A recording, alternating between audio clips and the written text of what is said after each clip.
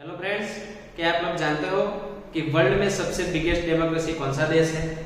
अगर आप का जवाब है इंडिया, तो यस, आप राइट हो। इतनी बड़ी डेमोक्रेसी में हम लोग जो रहते हैं 140 करोड़ लोग, उसके बारे में मैं आज आपके सामने एक छोटी सी चर्चा करना चाहूंगा ऑर्गन्स ऑफ द गवर्नमेंट के बारे में। पिछले वीडियो में हमने बात किया था कॉन्स्टिट्यूशन के ऊपर कि हम आगे कॉन्स्टिट्यूशन के वीडियोस बनाएंगे, एक ये उसी का पार्ट है। लेकिन कॉन्स्टिट्यूशन में क्या लिखा है वो पढ़ने से पहले हमें ये पढ़ना जरूरी है कि अपने गवर्नमेंट के ऑर्गन्स कौन कौन से हैं, तब जाके ही आपको डेमोक्रेसी के बारे में पता चलेगा, कॉन्स्टिट्यूशन के बारे में पता चलेगा, और काफी ऐसी सारी चीजें हैं जिसके बारे में आप अवेयर शायद नहीं होंगे।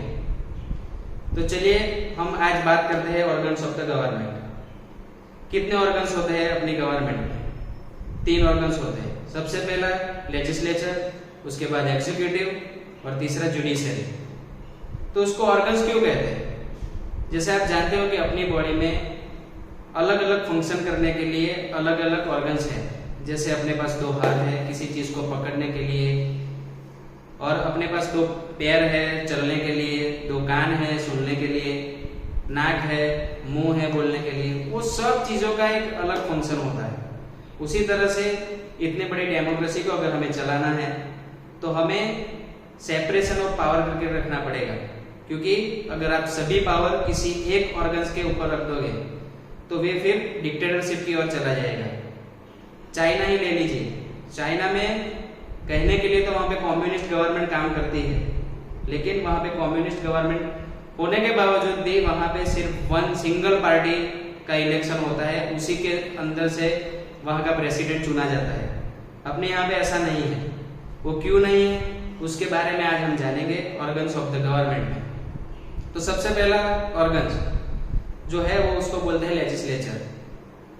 आए दिन मेरे ख्याल से तो साल में एक या 1.5 साल में एक बार तो आप चुनाव में किसी ना किसी चुनाव में आप वोटिंग देने जरूर जाते होंगे, जो लोग 18 प्लस है और जो देश के नागरिक हैं। तो ग्राम पंचायत से लेके सेंट्रल गवर्नमेंट जो चुनी जाती है, जो पार्लियामेंट का जो अपने पूरे देश का जो चुनाव होता है, जिसके ऊपर प्रधानमंत्री चुना जाता है, वहां तक जो भी आप चुनाव करते हो वो एक कॉन्स्टिट्यूंसी के अंदर होता है। जैसे मैं एक पंचमहाल डिस्ट्रिक्ट में रहता हूँ, तो एक पंचमहाल डिस्ट्रिक्ट में अगर वो पार्लियामेंट का चुनाव है तो वहां पे एक पूरे जिले में से एक कैंडिडेट होगा जो यहाँ से चुन के वहां पे अपने इस एरिया को रिप्रेजेंट करेगा पार्लियामेंट में।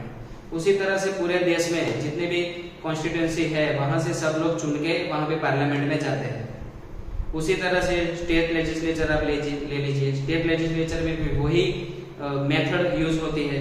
उसके बाद ग्राम पंचायत में थोड़ी सी अलग मेथड यूज होती है, लेकिन वहां पे भी चुनाव होते हैं।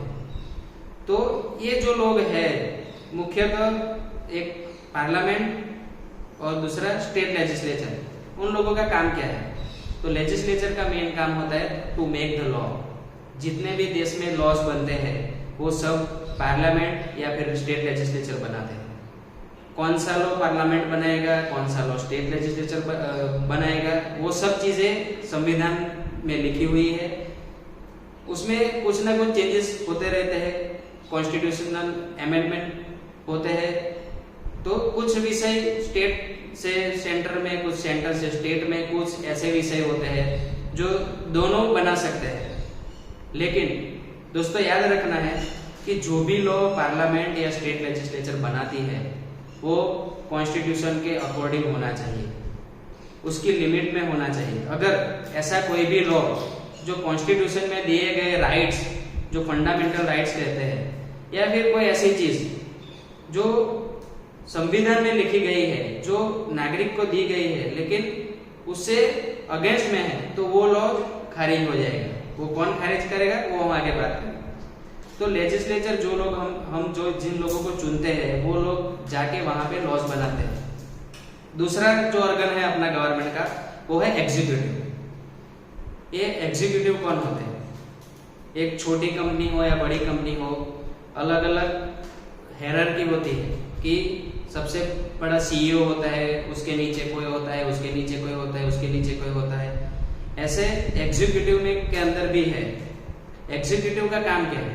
एग्जीक्यूटिव का काम है जो लॉ लेजिस्लेचर ने बनाए हैं, लेजिस्लेटिव असेंबली ने बनाए हो चाहे पार्लियामेंट ने बनाए हो, उन सब लॉज का इंप्लीमेंट करते हैं एग्जीक्यूटिव।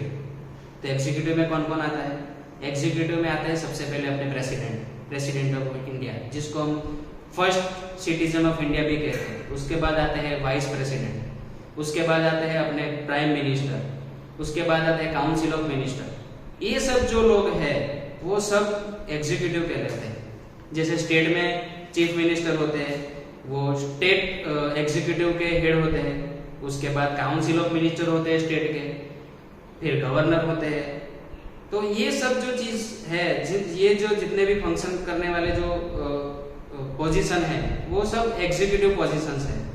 उनका काम होता है जो भी laws regulation, rules regulation, laws, by laws, ordinance जो भी पास हुआ है पार्लियामेंट में या स्टेट लेजिस्लेचर में, उसको इम्प्लीमेंट करना होता है।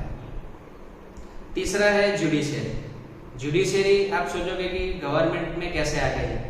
सुप्रीम कोर्ट तो पूरा अलग है, हाई कोर्ट पूरा अलग है, उसके नीचे सब ऑर्डिनेट कोर्ट होती है, डिस्ट्रिक्ट कोर्ट्स होती है, वो सब चीज कैसे गवर्नमेंट में आ गई? लेकिन यस, वो भी एक गवर्नमेंट का पार्ट है और वो संविधान में लिखा हुआ है कि वो एक पार्ट है और उनके पास भी कुछ पावर दी गई है और वो उस पावर का उपयोग करके वो अपने देश की डेमोक्रेसी को मेंटेन कर सकते हैं। कैसे? मान लीजिए कोई लॉज स्टेट लेजिस्लेचर ने या पार्लियामेंट ने बनाया, उसके बाद प्रेसिडेंट के पास गया, वो उसके ऊपर एसेंट देते हैं, अपनी हस्ताक्षर करते हैं। उसके बाद जो ड्राफ्ट पार्लियामेंट में गया था, जो बिल गया था, वो बिल सिग्नेचर होने के बाद सीधा हो जाता है एक्ट, और वो एक्ट एग्जीक्यूटिव इंप्लीमेंट करते हैं। लेकिन अगर कोई ऐसा क्लॉज वो एक्ट के अंदर ऐसा हो जो कॉन्स्टिट्यूशन के खिलाफ हो, जो सिटीजन के नेचुरल राइट और कॉन्स्टिट्यूशन में दिए गए राइट्स से विपरीत हो, तो वो खारिज करने की शक्ति सुप्रीम कोर्ट और हाई कोर्ट के पास है।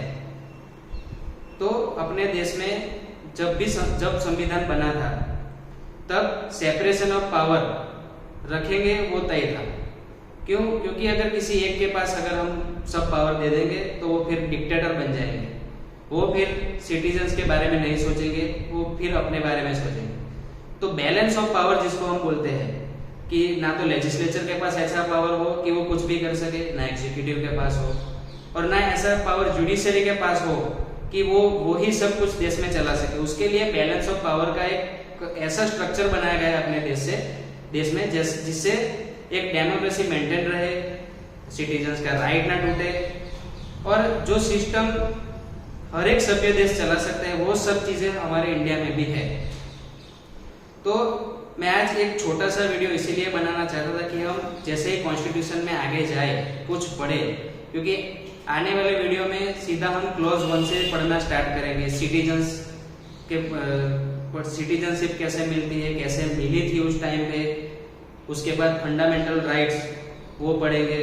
उसके बाद डीपीएसपी एक भाग आता है अपने कॉन्स्टिट्यूशन में जिसको बोलते हैं directive principle of state policy, तो वो पढ़ेंगे। उसके बाद अपना आर्टिकल 51A जिसमें फंडामेंटल ड्यूटीज दी गई है वो पढ़ेंगे।